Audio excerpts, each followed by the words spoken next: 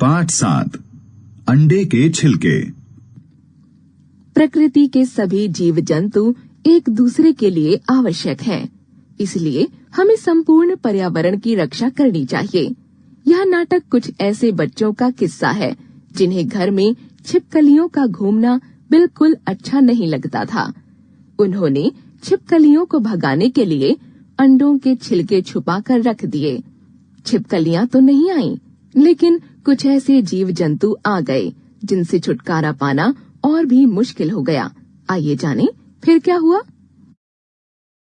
पात्र: मुन्ना, राजा, सुषमा, पिताजी। दृश्य 1। मंच पर किताब पढ़ते 3 बच्चे। मुन्ना आगे और राजा सुषमा पीछे बैठे हैं। राजा अपनी पीठ पर थपकी देता है। चटाक की आवाज आती है। मुन्ना पीछे मुड़कर देखता है। राजा और सुषमा पढ़ने में मगन हैं। एक तरफ एक पर्दा टंगा है, उस पर पेलमेट लगा है। पेलमेट पर अंडे के छिलके रखे हैं। राजा, क्या तुमने सुषमा को चांटा मारा? नहीं तो। ओह, वह तो मैंने मच्छर की चटनी बनाई है। वह मेरा खून पीने का प्रयत्न कर रहा था।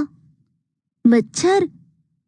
वैसे हमारे कमरे में मच्छर होते तो नहीं है। हाँ, किंतु आज बाहर से आ गए हैं। तुम सुषमा को तो मच्छर नहीं कह रहे। इसे कुछ कहना ही होता तो मैं इसे मच्छर क्यों कहता, छिपकली क्यों ना कहता। राजा, तुम संधि भंग कर रहे हो। ओह, सॉरी। सुषमा और राजा ने फिर से अपनी पुस्तकों में दृष्टि गड़ा दी। तभी मुन्ना की बाह पर मच्छर ने डंक मारा, अपनी बाह पर दूसरी हथेली मारते हुए। भैया, मच्छर है ना? आज तो लग रहा है कि सचमुच ही इस कमरे में बहुत मच्छर हो गए हैं। पर तुम्हें इस कमरे में एक भी छिपकली नहीं मिलेगी, है ना? कुर्सी से उठते हुए पेलमेट पर अंडे के छिलके रखे देखकर, अरे, ये अंडे के छिलके यहाँ किसने रख दिए? ये छिलके नहीं, खोल हैं। ठीक बात के लिए ठीक शब्द का प्रयोग होना चाहिए। वह तो ठीक है, किंतु ये खोल यहाँ आए कैसे? हमने रखे हैं। पर क्यों रखे हैं? तुमने खुद ही तो देखा है कि इसके कारण छिपकलियां भाग गई हैं। ओह, तो यह बात है। तो यह सिद्ध हो गया ना कि अंडे के खोल से डरकर छिपकलियां कमरे से भाग जाती हैं। यह तो मैं नहीं जानता, किंतु यह अवश्य प्रमाणित हो गया है कि अंडे के खोल रखने से कमरे में मच्छर बढ़ जाते हैं। वैसे इसमें आश्चर्य की कोई बात है भी नहीं। जहाँ कूड़ा होगा वहाँ मच्छर आएंगे ही।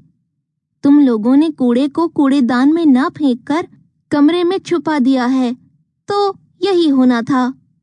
नहीं, इनसे मच्छरों का कोई संबंध नहीं है। अंडे के खोल से छिपकलियों का भागना सिद्ध है। मच्छर तो संयोग से आ गए हैं। और यदि मैं ना मानूं तो पिताजी के पास चलो। दृश्य 2। मंच पर बैठे पिता अखबार पढ़ रहे हैं। राजा, मुन्ना, सुषमा का प्रवेश।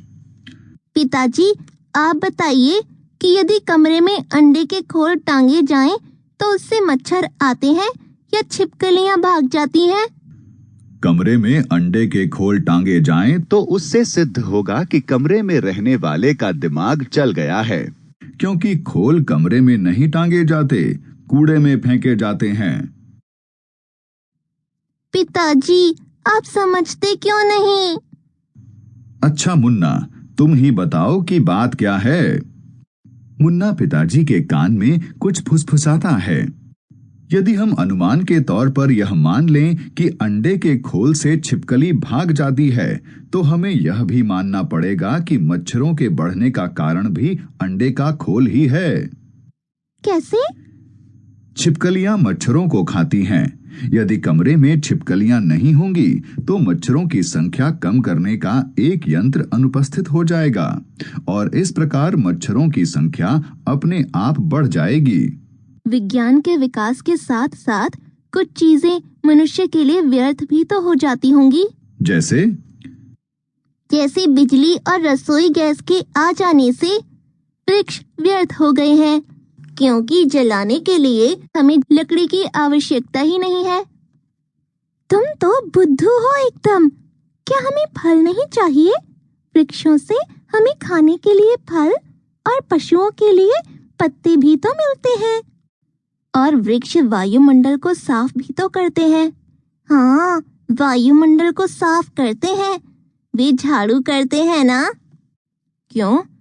वृक्ष कार्बन डाइऑक्साइड लेकर ऑक्सीजन नहीं छोड़ते। तो फिर वृक्ष ही मनुष्य के लिए क्यों आवश्यक है? मनुष्य भी तो वृक्ष के लिए आवश्यक है। ठीक है, हम यही तो कह रहे थे कि सृष्टि में कोई जीव अनावश्यक नहीं है। सब एक दूसरे के लिए आवश्यक हैं। जब हम किसी अन्य प्राणी की रक्षा करते हैं तो हम उसकी नहीं, अपनी ही रक्षा करते हैं। इसलिए हमें संपूर्ण पर्यावरण की रक्षा करनी चाहिए। वृक्ष पर्यावरण का बहुत ही प्रमुख अंग हैं। उनकी रक्षा तो स्वयं अपने प्राणों से भी अधिक करनी चाहिए। मैं तुमसे पूछता हूँ कि क्या तुम लोग जानते हो कि वृक्ष जीवित रहकर किस किस रूप में उपयोगी हैं और मरकर किस किस रूप में? मरकर तो वह हमें ईंधन देता है। कुछ वृक्षों की लकड़ी फर्नीचर बनाने के काम आती है। इमारती लकड़ी मकानों के लिए लट्ठे, शतीर, फर्श, छत, दरवाजे और खिड़कियां इत्यादि बनाने के काम आती है। शाबाश। और बैलगाड़ी, तांगा तथा दूसरी गाड़ियां बनाने के भी काम आती है। केवल पेड़ पौधे ही सूर्य, वायुमंडल, धरती तथा जल से सीधे ऊर्जा प्राप्त कर सकते हैं और कोई नहीं। शेष सारे जीव जंतु और मनुष्य वनस्पति तथा उनके पत्तों, फूलों और फलों को खाकर ही वह ऊर्जा प्राप्त करते हैं। फिर मनुष्य और बड़े पशु छोटे छोटे जीव जंतुओं को खाते हैं और अंत में छोटे छोटे जीवाणु, जिन्हें हम बैक्टीरिया कहते हैं, बड़े छोटे वृक्षों, पशुओं तथा मनुष्यों को खा जाते हैं और प्रकृति की ऊर्जा वापस प्रकृति में पहुंच जाती है। सृष्टि का प्रत्येक जीव जंतु ही नहीं, प्रत्येक पदार्थ इस पर्यावरण के लिए आवश्यक है। किसी की भी संख्या और मात्रा आवश्यकता से कम अथवा अधिक नहीं होनी चाहिए। लेखक नरेंद्र कोहली।